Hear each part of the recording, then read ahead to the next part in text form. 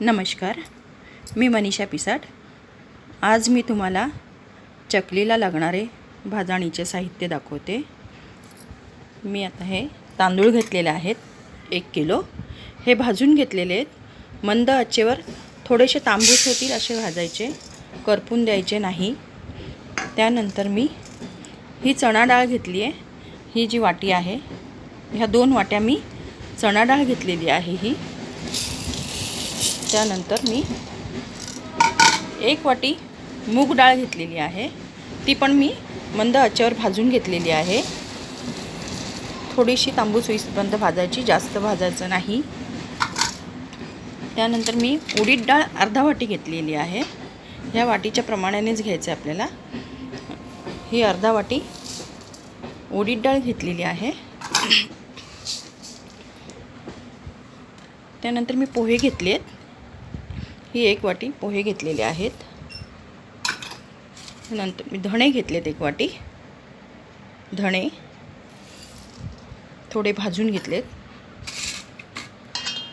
हे साबू तांदूळ घेतलेत अर्धा वाटी। त्यानंतर हे जिरं घेतलेलं आहे मी, 2 चमचे जिरं घेतलेले आहे। त्यानंतर आपल्याला थोडा ओवा टाकायचा आहे। त्यात 1 चमचा भरून ओवा टाकायचा आहे आपल्याला भाजणीमध्ये। आणि नंतरही आपण ओवा टाकणार आहोत पीठ मळताना। आणि ते सगळं आपण एकत्र करायचं आहे। असं सगळं एकत्र करून घ्यायचं आहे। त्यानंतर आपण त्यात थोडासा हिंग टाकायचं आहे।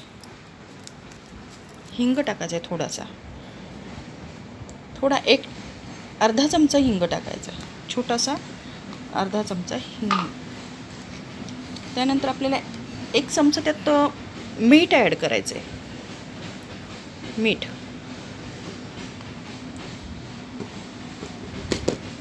मीठ ॲड केल्यानंतर त्यात आपण थोडंसं लाल तिखट टाकायचं आहे। लाल तिखट टाकायचं आहे।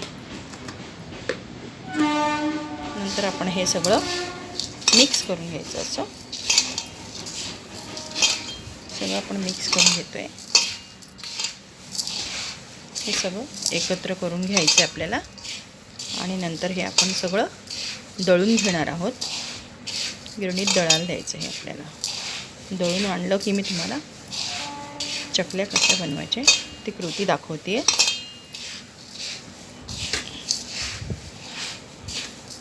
हे सगळं आपण एकत्र असं करून आणि दळायला देऊया।